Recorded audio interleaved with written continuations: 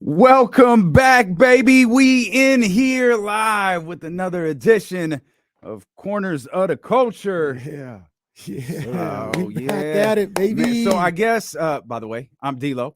He's KC. Yes, sir. And we got the dope ones, the curator of cultural vibes here. We Dominant didn't dope brought in the reinforcements up in here. Yeah, now. Come on now. we had to, man. We had a great conversation on ESPN 1320 Yes, sir. a couple of days ago, and everybody was kind of buzzing about that. It was like, man, we need to do some more stuff with Dom. Absolutely. Which leads us here to the turn of Corners of the Culture. Happy to be here, my brothers. So I'm going to explain real quick where we've been. Yeah, you gotta let the people know because man. it's been a while. Who Who was that? Was my man Rakim would say it's been too long. We shouldn't have left you. Well, time, that's me. Here's what happened, because I realized I don't think we've dropped a new episode since November, but there have been more downloads in the month of January and February than we could have ever imagined. So we had kind of shelved the podcast specifically. I don't want to put this on anybody else. I shelved the podcast. Let me pause. I'm gonna pause you because it was fair. I had a baby. Well, I didn't have a baby, but you didn't. I had I had a daughter. Jasmine did. So yeah. Like it would have been a lot to, in the first 3 weeks or so to just be like, yo, either at the house with the crying baby or, yo, I got to go into the studio. I'm leaving earlier while this baby crying all over the place. Now, my little baby, Ryan, she's like 3 months. So things have calmed down a little bit. Shout out to Ryan. We can map out the day a little bit. So it wasn't just, he was like, I'm to hell with it. It was things going on in life. Yeah, good things. And it felt like the podcast, because with the 4-hour radio show, with the work we do with the Sacramento Kings, CBS 13, that the podcast kept getting pushed to the back. And I'm gonna be honest with you, I don't know how or where, but somebody picked up on Corners of the Culture. It could have been our company, because I know our company, Odyssey, is leading into the 50th anniversary of hip hop, which was really what the birth of this podcast was all about. Yeah. But I don't know. One day I just peeped the downloads real quick. It was like, yo, KC, you need to peep this real quick. And we're happy people found the podcast. We happy people were digging it. And it was clear, yo, we're on to something. Let's buckle down. Let's do what we do. And let's bring back Corners of the Culture, man. So here we are. Yes, sir. And that's why, if I could just say this, Absolutely. sometimes you need to take a breather. You know what I mean? Y'all work hard. So give yourself some credit. You know what I mean? But sometimes you just need to take a breather on things and just, maybe let it live on its own for a minute, let people find it. Right. And I feel like that's what happened too, because, I knew it's before y'all even put out an episode that this was going to be something special. And I think the people who are tapping in now is a testament to that. So sometimes you just gotta let it breathe. You know what I mean? I hope so. And again, we're thrilled. People are digging this podcast. And this is just a perfect episode to return to. The Chronic turned 30 years old not that long ago, and perhaps more importantly, game changer. The Chronic was just put back on streaming services like a couple of weeks ago. Crazy. Yeah. It's crazy to think about. Yeah, so we were like, yo, this is the perfect episode to come back and get us off rolling every Thursday now for the foreseeable future. As we mentioned, The Chronic turned 30 years old. It was released December 15th, 1992. Arguably one of the most, if not the most, influential album in history. You can absolutely say it's that. definitely it's definitely an argument. Definitely one of. That goes without saying. The most, you could even make that argument. You could, to be honestly. Yeah, you definitely could. Sonically, I would say absolutely. I don't think anything sounded like The Chronic coming from hip hop in 1992. Yeah, I think Kanye is quoted as saying like it's still the benchmark. If you're serious about putting out an album, you compare it to The Chronic, and if it don't live up, then you ain't doing what you need to do. Let's go there. Let's go there, because my untrained eye, and I was 9 when this came out. Right. So that was the wild thing. As I was listening to it, I was like, 1992. Man, I was 11. Yeah, I was 8. I was 8 when it came out. I wasn't listening to music the same way. Running around talking about rat-tat-tat-tat-tat-tat on that ass. Running around talking about these nuts. Listen, I'm sorry to interrupt you. Listening through this album and remembering all those lines I used to say in like 7th grade Oh, that was wild. Badass. That whole Snoop intro at the very beginning. Goodness gracious. What a badass. That's what he was. But I want you guys to help educate me in this situation. Why does, in your opinions, why does the Chronic sound different than NWA's album? Because So I hear a lot of the same stuff. Dre's So- obviously producing on it. Yeah. But like what separates the two in your guys' opinion? I'll weigh in first in that it sounds different than Straight Outta Compton. Mhm. It doesn't sound different than Niggas for Life. Mm. And that's what, like, if you draw back, people, we'll talk about this Above the Law album here in a minute. But if you go back, you start to hear the evolution of Dre's sound from Straight Outta Compton into Niggas for Life. And then obviously, you know, the Chronic kind of took it to a whole nother level. But this, and Don, you weigh in here. This was the birth of that, like, hip hop funk. Yeah. That's exactly what I was gonna say. It's the birth of specifically G-Funk. And it's a reflection of, you know, Dre's number one, his love for just P-Funk, you know, George Clinton, Parliament Funkadelic, right? So this was the album that introduced me to that. Yeah. I remember the Let Me Ride video. Yeah. And if you remember the Let Me Ride video, they showed the Parliament. Let Me Ride is my favorite song on the Chronic. And and that's a very visually stimulating group. Like, yo, what is this? It was the Chronic that introduced me to Parliament Funkadelic. Yeah, see, my dad was a Parliament fan, and you know, Atomic Dog was on repeat in my house growing up, right? But I didn't know, you know, how influential they were. I didn't know how, you know, Parliament was so, you know, just out there and, you know, eccentric. But I also didn't know how funky they were.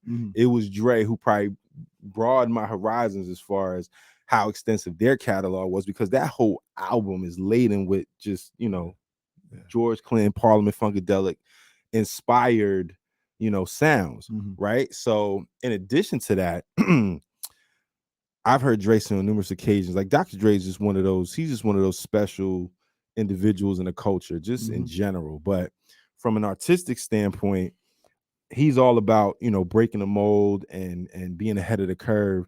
And his thinking going into the Chronic was like, you know, hip hop don't gotta sound gritty and grimy and hard all the time. It can sound clean. He's quoted as saying it can sound like a Michael Jackson record, but still have all of the core elements of hip hop, but just have these beautiful soundscapes.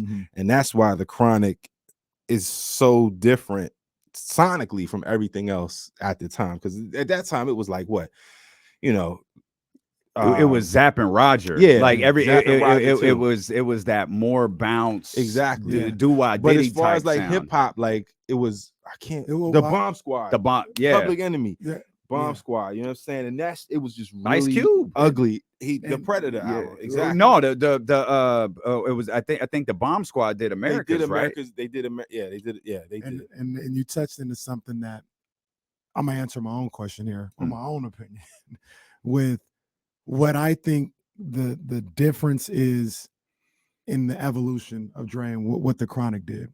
It felt like for the first time in maybe hip hop history, definitely on West Coast hip hop history, that the Chronic, Dr. Dre, Snoop, DOC, they painted, how do I put this? The picture of a lifestyle, right? NWA was, this is how we're living as far as like, it's the police brutality. Like, y'all need to know what's going on out here. And Dre and Snoop and all them said, that's not going on out here. We chilling out here. We got the low riders.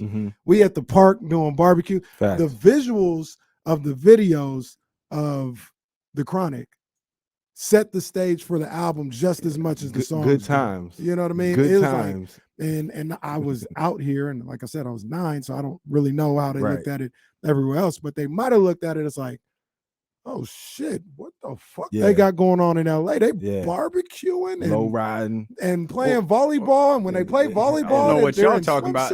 Like, what's the weed out in California? Like that whole album was like it was a love letter to the Chronic. Yeah. Well, and that's what you kind of talked on, Donnie, a little bit just now, is everything in hip hop was like real gritty and aggressive and oh, it's hip hop. And they was like, no, it's hip hop, baby. Yeah. You know what I'm saying? We got that G funk, we got that chronic, man. We got the Facts. girls over here.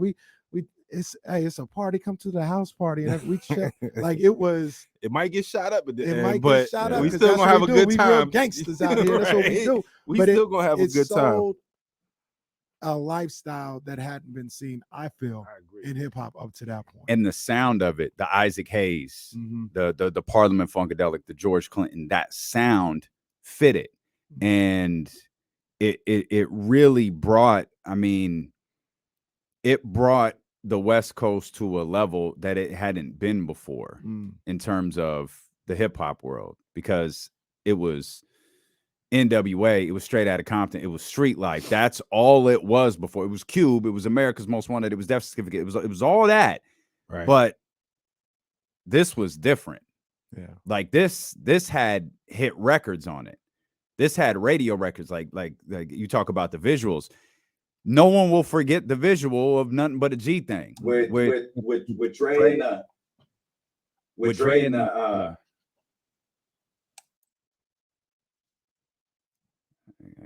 I guess I'm editing this out. I don't know what that was. 11 minutes in, I got that. My bad. That's my bad. Oh, that was you? That was me, because okay. I thought I hit something. Okay. No, you good. Okay. The visuals with Dre and Nothing But a G Thing, and I mean the Dickie suit and the iron and everything, and then now everybody is creasing up their clothes and like in Dre Day, you know, the Easy Disc, like the visuals. BET, MTV, Rap City, Yo MTV, all of that was such an impactful part of the Chronic, and then bringing hip hop to the West. Well, think about what Nothing But a G Thing was, and this is why the visuals, in my opinion, are so vital to the story of the Chronic. That literally was a day in the life of, you know, somebody from Compton and Long Beach. Remember how it goes? Snoop wakes up, puts his clothes on, Dre's outside. Come on, man, we rolling today. Yeah. And they just roll around LA. Yeah. And then at the end, Snoop come home stumbling on. Like they was like, this is what we do in a day. And I mean, you know, it was glorified because it was a video, but it was like, this is how we do in LA every day. Right. Hold on. I got a part. Am I muted? No, you're good. I'm good. My bad. Because I thought I did something. I got you. You're good. My bad. To your point, Kenny, and yours as well, Damien, it shifted music in general, right? Because everybody wanted to make the Chronic after the Chronic. And those are those benchmarks in music, period. It's like, can I give you an example? I was about to give you one, but go ahead. I don't want to take yours. And we probably gonna say the same thing. It's like when Stevie Wonder made songs in the key of life and changed everything, right? Because I'm a big Stevie Wonder fan, and I'm only a big Stevie Wonder fan because of my parents. And you know, my dad was in the music industry. He played drums for the Chambers Brothers, and he was like, there was nobody in music in contemporary R&B like Stevie, because every time Stevie dropped an album, he changed the landscape of music. So Dr. Dre, to me, is of that same caliber. When he dropped the Chronic, and the Chronic 2001 for that matter, he changed everything. You know what I'm saying? You're talking about albums of the past that shaped. I'm talking about albums that the Chronic shaped. Oh yeah, that too. But that's what I'm saying. The Chronic, from that point on, it's like everything after the Chronic, and absolutely so many albums influenced by that. Well, the line you used, like, we've got to make the Chronic for New York, right, is what Biggie was talking about. Saying. Like he wanted Ready to Die to be as influential as the Chronic was. Absolutely. And look, and to that point, and I keep harping on this, I don't mean to, but what are one of the things Puffy and Big did? They end up selling a lifestyle. They end up selling a lot. This, we popping Chris, and we doing this bullshit. Is what we do every day. You know what I'm saying? We up here, and like you said, it was a New York version of Dre picking up Snoop, and we going through that, but that's all it was. And they got that from the Chronicle. Like, that's dope. That's what you do. This is what we do over here. This is a lifestyle that we live over here. And you get this to this day. Like, it changed hip hop forever. It did. You get it today. People selling a lifestyle of how they live. No, absolutely. And you know, it's true. Ready to Die doesn't exist in the same way without the Chronic. But I also think, and we got to give a lot of credit to how Snoop Like that to me is like it's like Snoop's. It's his introduction, really. Like That that's is kind what of it is. it's kind Yeah. of Snoop's album in Yeah. a way because it's anchored on how smooth he is, right? So Absolutely. his cadence and just his voice, it blends so well with that, that Absolutely. soundscape, right? Yeah. And I feel like Dre to me, he's only rapping. It's not out of necessity. It's just for fun. He's pushing Snoop. He's pushing Daz Corrupt, the Dog Pound. Mhm. He's pushing them out Lady of as the Rage, all them. producer, and he's just, telling DOC to write him some lyrics Right. just for fun. Right. You know what I'm saying? But it's just Snoop's like introduction to the world. And it's funny, he did that again, what, less than 10 years later, about 10 years later when 2001 dropped. He did. It's the same thing. It's the same thing. It's Dre with a verse here and there, but here's M. Here's Well, Eminem. Here's Snoop. He Here's introduced Exhibit. Eminem the same way. You're absolutely Well, look, right, Damien. and then he does it 10, 15 years more later when Kendrick comes Kendrick. along. Mhm. And I don't it's- think it's quite the same, but yeah, he definitely put him. He pushed him in the forefront. When I was thinking about this album, it had me. I know we're talking specifically about the Chronic, but it had me thinking about what Dre has done. Yeah, and it's absolutely unreal. Yeah. He was the facilitator and the point guard, so to speak, for NWA. Right. Then things changed, and he had to switch up his whole thing, and he became the point guard and the facilitator for Death Row and Snoop and the Dog Pound and everything you talked about. Then things changed again, and he had to facilitate on his own for a little bit. But then he found M, and that turned into Game and 50 and all that. And then he switched up again, another, like I said, 10 years later, because Kendrick was dropping, and it was like, well, damn, let me give you, all right, swimming pools, the recipe. Yeah. You know what I'm saying? Like, Kendrick was great regardless, but Drake all the right while, again. Mary J's in there somewhere. Yeah. Like you could just go through artist after artist that is in there with some Dr. Dre.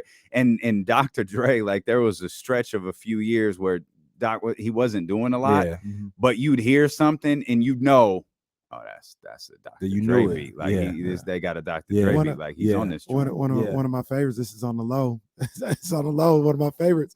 But that Truth Hurts joint. Come on, man. Come on. When I heard Dre, I think that's Dre and Quick, actually. But Quick is part of the Dre umbrella. He's part of absolutely. Too.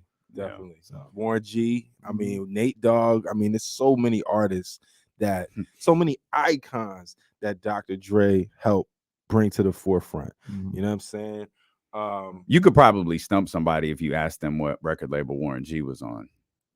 Because instantly, everybody. It wasn't Interscope? No. It was Def Jam. Oh, it was Def Jam. Yeah. I did think Suge, they were like, nah, we good. We good. We don't want this.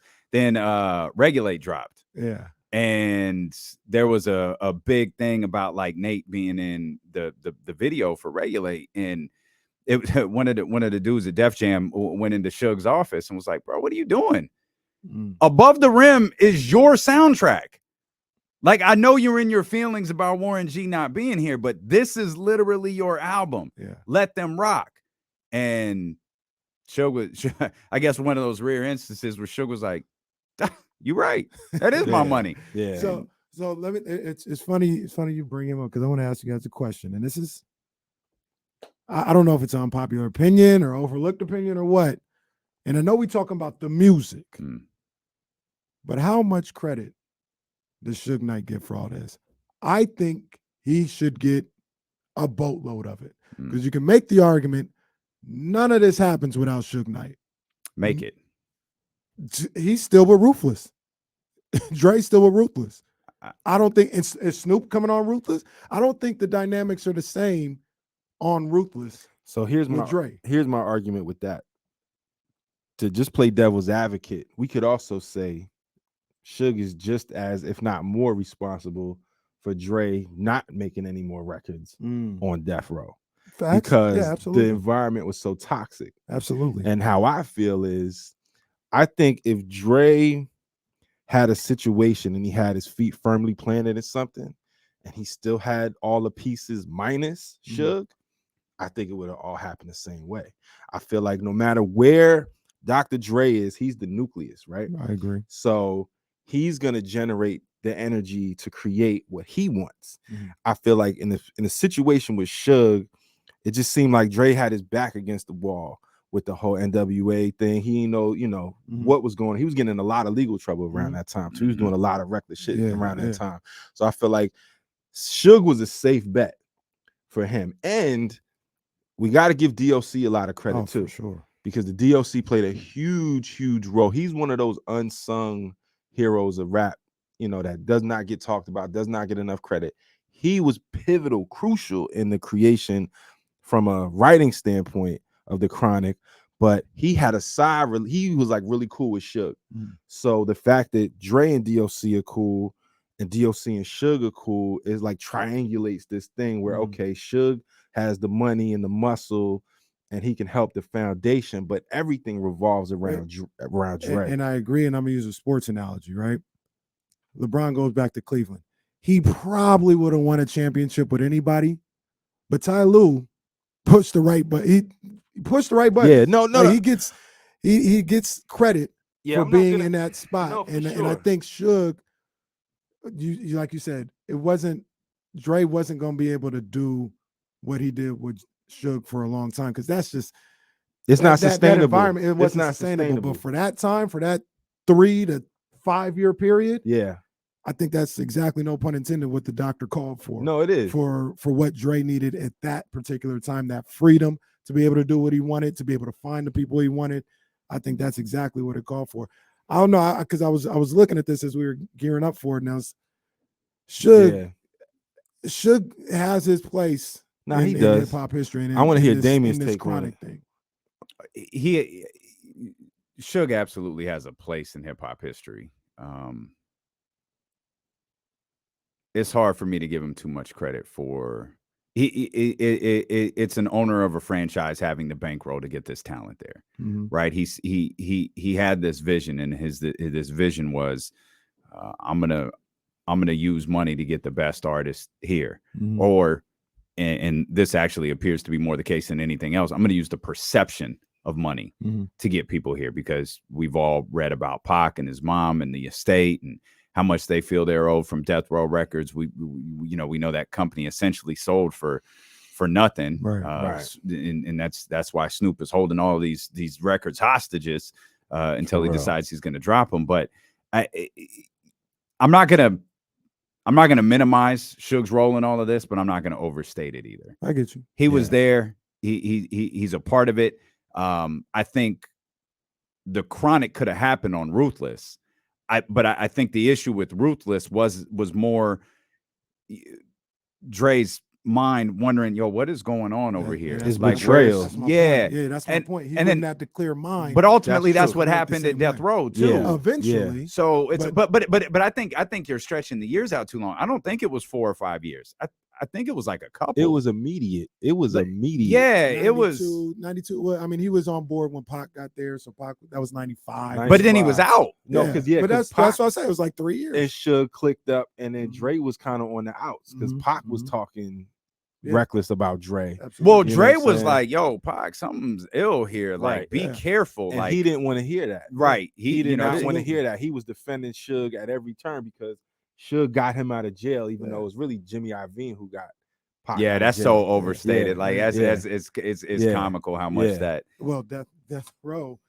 I'm talking about Suge and what he was able to do. I mean, like I said, there's I forgot the dude's name. He was the reason why Death Row started, the big drug dealer who was in jail. It wasn't Suge. Suge wasn't able to do it. It was this big, like, oh man, I wish I remembered his name. Is he still alive? He may be. Well, let's leave his name out of this. Well, he on record. Like he's talking about it. Like he's like, he good with me. But he said, he's like, yo, I created a business and made Death Row. I was the parent company of Death Row, and that's how Death Row was able to form. It wasn't Suge. Suge wouldn't have been able to do anything without me. Suge was the muscle. Me being the parent. He was a figurehead. And that, like, much like the Jimmy Iovine thing, that's right. Kinda, I never heard that story. I mean, I'm not surprised. I'm not, because especially with the way Suge conducts business, because it's clear he ain't no consummate business savvy individual. No, you know what I'm saying? He just ruled with intimidation. Yeah. You know what I'm saying? But that situation could have been beautiful. Like Death Row could have been a dynasty if it wasn't so toxic. Right. Like Nate Dogg has said, he never went to the studio without his pistol on. Right. Yeah. Who wants It was- to yeah, deal, it was with never- that? It was never. How can you be creative in that space? Yeah, it was never gonna last because of the person that was in charge. right. Yeah, and it speaks to, obviously, you know, Bad Boy and Death Row are very different, but when you look at like the longevity of hip hop labels, it's like Def Jam's the only one that survived. Mm-hmm. Like all of these labels have, and not that Bad Boy is not alive and well. Shout out to King Combs, but it's not what it was. No, definitely not. in 96, 97. Like they've had trouble trying to find that transition. They've put out, you know, the Making the Band stuff, the girl groups. They've tried to find that niche and to get themselves going again, but they haven't been sustainable the way that I think Def Jam and only Def Jam has. Like all of these other labels have either been eaten up and swallowed. And that's not, maybe that's not particularly fair, because these labels are a lot like radio stations. It's like 3 radio companies now. Yeah. Like you just get eaten up It's a by monopoly. Universal Music Yeah. Group and all of Exactly. these giant labels out there. I encourage everybody, if you get the opportunity, to go listen to Black Mafia Life, Above the Law. I don't think you're going to find it on Apple Music. I couldn't find it on Apple Music. Maybe it's on Spotify or Tidal, but I know you could pull it up on YouTube. Above the Law dropped that around the same time as The Chronic. But the story had been that album was done for a while. And because they had been kind of working under Dr. Dre, when Dre left Ruthless, the album essentially got shelved for like half a year and was just sitting there. There's actually a song on there called Call It What You Want. And it was to feature Digital Underground. But I think it was Shock G couldn't make it, and he knew he couldn't make it, but they wanted the payday, so they sent Money B with Pac. Pac was still a part of Digital Underground. He was the new kid at the time. And if you go listen to that verse, he drops the familiar line of, "Now I clown around when I hang around with the underground." And he says something like, "Yo, what's that sound? I'm rocking with G-Funk." And it's the first time that the phrase G-Funk is dropped on record. So go listen to that. Scroll through the album. Listen to Call It What You Want. Call It What You Want is on Apple Music. Go listen to the Black Mafia Life album, and you'll hear a lot of striking similarities to the sound of The Chronic. Now, one amazing thing about The Chronic, and you guys both brought up Kendrick Lamar, and you and I, Kenny, talked about Ready to Die in the past. Ready to Die, to me, is a cinematic classic. From beginning to end, it plays out like The Godfather. It's perfect. The Chronic is one of the most seamless albums you'll ever hear.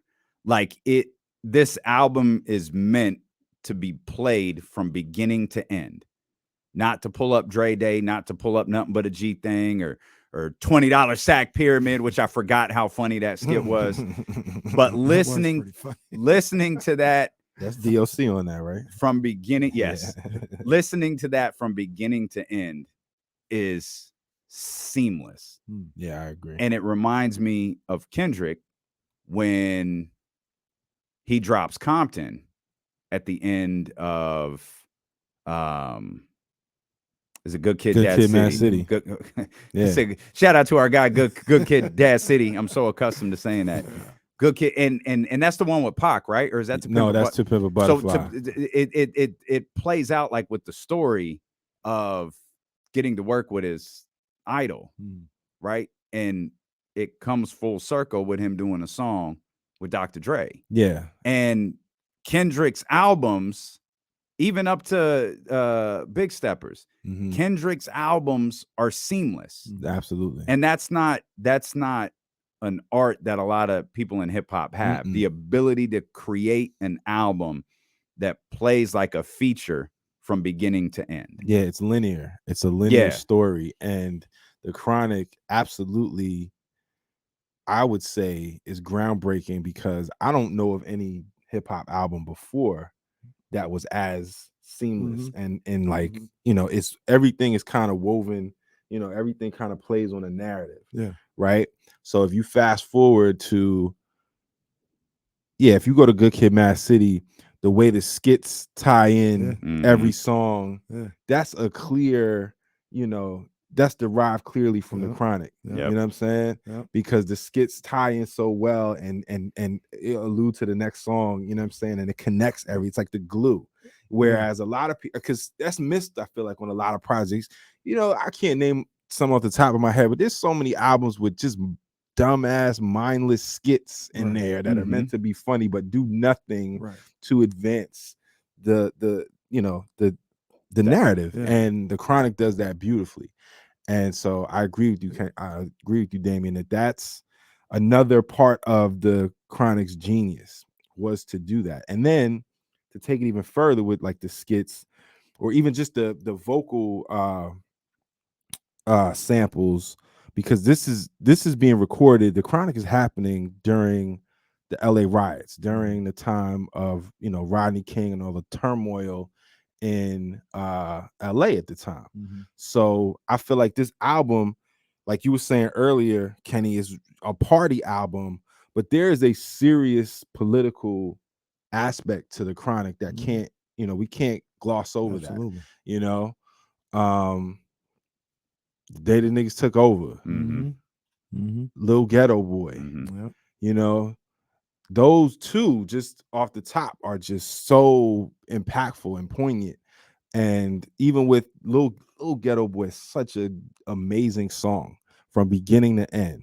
First of all, it has two iconic vocal samples used in songs after. Murder Was the Case That They Gave Me. Dear God, I Wanted, you know, Can You Save Me? That's on The Evils, Jay. And then Big used Remember They Used to Thump, but Now They Blast, right? That's both of those lines are from that song. And then that flute at the end, you know, in the flute solo, that it's just incredible to me. It's beautiful. You know what I'm saying? It's a beautiful song from beginning to end. I love what you guys said about you know, the cinematic aspect to the Chronic and how it all flows, because I love albums like that, right? Ready to Die did that. You guys mentioned Kendrick. Another one that came to my mind that does it beautifully, that I surprisingly love this album, was My Brazy Life. YG, I thought he did that. That's another one. Perfectly. Like I was like, yo, and it gave me a feel of the Chronic, gave me a feel of Ready to Die. Like, yo, he took me back to when these albums would shout out to YG. Go about it this way. The groundwork that album laid for the future, but going back and listening to it, the groundwork that album laid for the ride it was about to take you on with track one, or the first song with Dre Day. It's like, oh shit, that's what we doing here today. That's what we doing here today. Damn. And I don't, you guys might remember more than I do. I feel like Nothing But a G Thing was the first single, right? And then it was the album come out, and then you're like, it was. Oh, damn. All right. Well, that's what we're doing on this side. That's how you starting off, huh? Even the intro was like the intro forming that way as well. Then he comes with Dre Day, and it's like, damn, all right, that's the ride we about to go on, huh? Right. It was crazy. Right. To Buckle up. Go back, to hear that. Yeah. And then too, I gotta give a shout out to Jewel, rest in peace. She don't get enough credit. All of the vocals she adds to it, like especially on Dre Day. And I mean she's a lot, but Dre Day just stands out to me. Or wait, she's on the interlude too. She's on the interlude too. And she raps at the end. She's on the ensemble track at the end. And she was on the Let Me Ride. She was on Let Me Ride too. Yeah, she don't get enough credit because her vocals, they fill out, you know, so well. You know, they complement everything so well. She don't get enough credit. I saw some guy, I can't think of the name, this comedian who was talking about her. He didn't even know who she was, but he was like, yeah, you know, they had that girl on the Chronic. Dr. Dre just had her singing on everything. Nobody knows her. She don't get no credit. Come on, all they do is credit Snoop. And I was like, damn, he's right. Like, she's so dope. You know what I'm saying? She was like almost like a female Nate Dogg to an extent, because all of those iconic records, her vocals are in there. So gotta give credit to Jewel, rest in peace. And again, the DLC, because his contribution to that album is priceless. Absolutely. We kind of glossed over this, the riots and Rodney King kind of being the backdrop. Like I think there's two threads throughout the entire album. Yeah. That being one, and the Eazy-E stuff being the other. Yes, And absolutely. and listening back to the album this morning, one noticeable thing I know stood what out. you're gonna say too. Do you? Go ahead. I think I do. He doesn't say Ice Cube's name once. Oh no, I was. Oh, Dre. Yeah, No, you know what he that means. never like Ice Cube's the only one like even Snoop at the beginning. What up, Rand? When he's saying something about Eazy and Yella, and you know DOC's already on the record. The only one he says, "Yo, what's up, Rand?" And I think in a later track they say, "What's up, Yella?" They never say anything. They never say what's up. They never say anything bad about Ice Cube. He's the only one who's not mentioned in the whole album. Yeah, that stood out to me today because I was like, man, I forgot this because we keep talking about that intro. Yeah, Snoop come out firing. Yeah, he do. Oh, yeah. Snoop never had no love for none of them. And then the Tim Dog skit in Yeah. the middle of $20. Yeah. Well, look, I will say this though, Donnie, because I saw an interview with Daz, and he talked about that, about being a part of that, and them guys was young too at the time. I think Daz was talking about he was like 16, 17 years old. Snoop was a little older than that. And he was like, man, we was just, we was just rolling, who we was rolling with. But he's like, man, we loved Eazy-E. Yeah. Like we loved Eazy-E. Snoop didn't, but the rest of them might have. Yeah, well, this was Daz who was saying it, but he was saying it as we. So who knows everybody. But I don't know if he meant Snoop specifically or what. Yeah. But he was like, man, we loved Eazy. It was just, we was just doing what we was doing, but shit, we loved Eazy-E. Right. You know what I'm saying? And rest in peace. And he didn't really go too deep into it. Right. But that to hear how hard Snoop went, on that whole thing. I was getting ready for this album. That I felt bad that happened the way it did. It was hard listening to that. I felt, you see interviews and you see Eazy. I think Eazy was so hurt by what happened. And you can say, his business practices led to that. But you go back and watch some interviews with Eazy, and he's got to put on the hard facade. And absolutely. I thought he was so hurt. He was definitely hurt by the stuff with Dre and how personal it got. How could you not be? Down. Yeah. See, when you made the comment about Ice Cube, Damien, I thought you were going to mention how harsh and almost cringeworthy Dre's verse on "Bitches Ain't Shit." Oh, it's brutal. That's what I thought you were going to say, because brutal. We were all entertained by that song, especially as kids when we first heard it. I don't think we understood the gravity of it. So for like Dre to take that song, and use it to address Eazy as the bitch, and how it ended, how Eazy's life ended, makes the verse that much worse. Because the first line, I used to know a bitch named Eric Wright.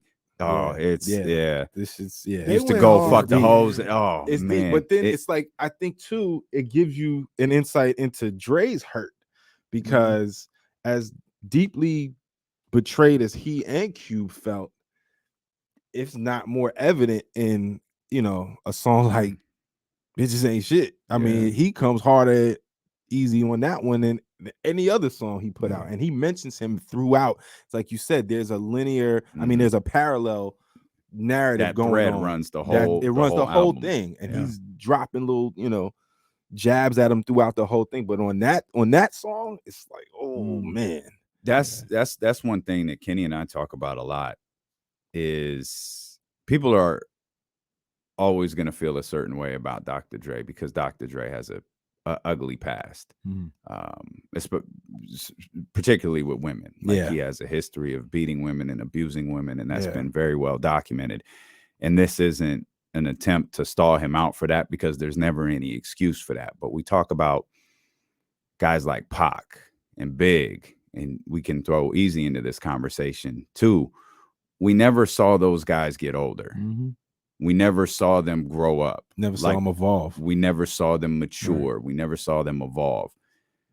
You could feel how you want to about what Dr. Dre has done, and you have every right to feel that way. But I think what you hope for with these artists who are so young and coming from the streets and doing is that they get the opportunity to evolve. Absolutely. And to grow. I didn't even mention Ice Cube. Like, look how much Ice Cube has evolved. Like, he's a family. He's Martha Stewart's got a Snoop Dogg tattoo. You know, like you see and what we were introduced to Snoop. We talk about this album. Snoop was on trial for murder. Bro, I'm listening to the Chronic back, and some of the shit they talking in this album, wild, right? Wild, and it makes me it's 30 years ago. 30 years, like 30 years ago. To that point, it gives me pause to how I look at hip hop today. Yeah, and these guys today, because there's been plenty, like I see little Instagram skits about it where guys our age are like, man, these young dudes ain't talking about shit. Like they just da da da da, and then they put on Ain't No Fun and hear what they talk about. And it's like, man, if we could find the a most way, misogynistic record in man, history. come on, man. Right? You get in the club and everybody. Blackish made a whole episode about it. Like, you can't listen to that record. Right. And you think about these kids today, and I just pray that they get an opportunity to grow the way Dr. Dre did, the way Snoop did. Easy didn't get a chance to grow. Yeah. You know what I mean? Pac didn't get a chance to grow. Biggie didn't get a chance to grow. Yeah. Grow as men. You know what I'm saying? And grow into men, and hopefully they get the opportunity to reach back for some of the younger guys, like some of the elder statesmen do today, like an LL does today. Right. Method Man. And say, hey, there's a different way. I know you got to talk your shit on your record, but you know, maybe you could, you know, have this type of song on here too that explains why you feel this way, or whatever the case may be. Right. It's just the growth that we don't always get to see in hip hop. And the thing about it is, this is the first go around in hip hop. This is the first go around. Yeah. Dre, Snoop, all those guys I mentioned, Rakim, LL. This is the first elder statesman. Right. Yeah. You know what I mean? So right. A lot of people are so critical all the time of hip hop. Well, we hadn't had the big homies yet in this genre to reach back. And now, you know, this is the first opportunity. They're trying. The young dudes, some of them are a little resistant, some of them, you know, embrace it or whatever. But this is all the first time we're ever getting the opportunity to see all this stuff, man. And we're just trying to work through it. Yeah, they're like the first generation. Go ahead. We mentioned all those dudes and didn't say Jay-Z's name. Jay. we didn't mention Hov one time, who we all know how Hov started in Reasonable Doubt, and you look at where he's at right now, talking about, you know, I'm not actively making records, but I'm not retired, and you can argue there's not a more influential artist in the game than Hov. Yep. No, absolutely. Right up. Absolutely. Real quick before we get out of here, guys, what's your favorite record on the album? Mine, I mean, you know, I play the hits, man. Nothing But a G Thing is so it's classic, raw. Man. It's timeless. Listen back to that, you know, as I was listening to it, I was like, this shit is so sick. Yeah. It's so sick. That's my favorite song on the album. I got two. It's the one that's on when I was pulling up today. There's two. Let Me Ride. I genuinely think is my favorite because that introduced me into something I didn't know existed. Like I like my mom wasn't sitting around playing those records. You know what I mean? So that introduced me to something that brought me deeper into music. Yeah. But A Nigga with a Gun has like 4 samples playing. And all I hear is Houdini. Every time that Houdini Friends drum hits, I'm like, and it's so turn it up, too. Like, turn it up. Like, I need to listen to this louder. You can't mistake it. Let Me Ride has always been my favorite because it just moves me. It's so funky, and the hook. Let me ride, like you just get caught up in it, right? It just takes you somewhere else. Like all the records do, especially the singles. But something about Let Me Ride, it just hits different. It just has a different energy. But I think the best song on the Chronic is Lil Ghetto Boy. I think it says the most. I think it hits on so many different levels, and then I don't know, man. It's something about that outro, man, with that damn flute, bro. I always just like zone out. Donny Hathaway. It's Donny Hathaway. It's Lil Ghetto Boy. That's the sample from Donny Hathaway. But that flute solo, so this is one thing we didn't talk about either. As much as sample heavy as the Chronic is very instrumental too. And when I say instrumental, I mean Dre is playing a lot of instruments on it. Like even with Nothing But a G Thing. I can't think of the samples from the Mac. In the real song, that's a violin. But on that's Dre playing the keyboard. Yeah, that's the scene from Straight Outta Compton that everybody kind of laughed at. He's at the keyboard. Right. He's at the keyboard playing. Exactly. He's like, "What's he doing?" That's that's a sample. He didn't play that. Exactly. No, he did. He did like play you go it. back and you listen to it. That's right. That is on the exactly. But he's playing so much. He's on the drum machine. Yeah. He's playing the keyboards. He's at the boards, EQing it. Like that's why that sounds so good. I think one reason I appreciate Dr. Dre is we've learned in later years how obsessive he is. Exactly. Yeah. He's upset. I can't remember who. I feel like you sent this to me. Somebody tagged me in something where it was Too Short.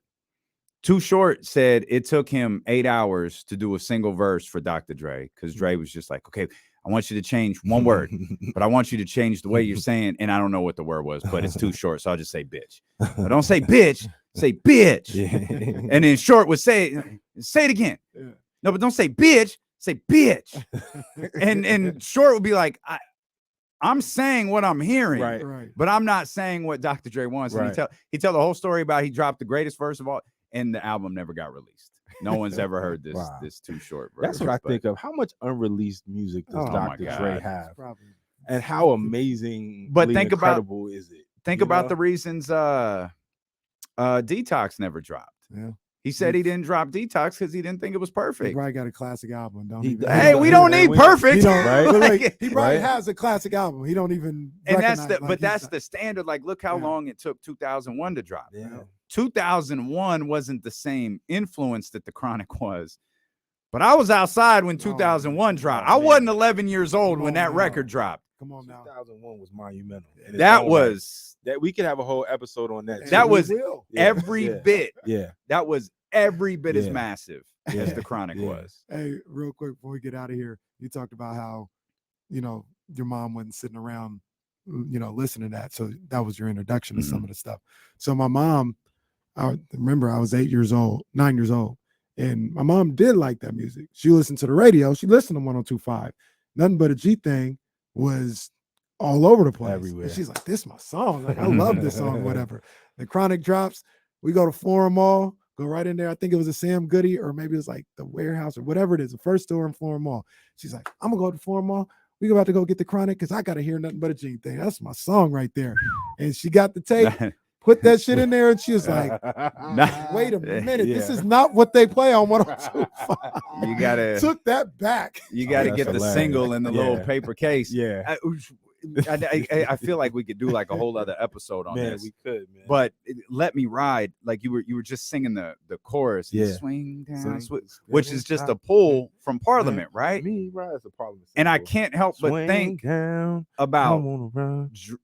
Big in Puff and how very well Mhm. who you is just a Mhm. pull Mhm. from Juicy Fruit. Mhm. Like it's not the sample. It's just a pull from it.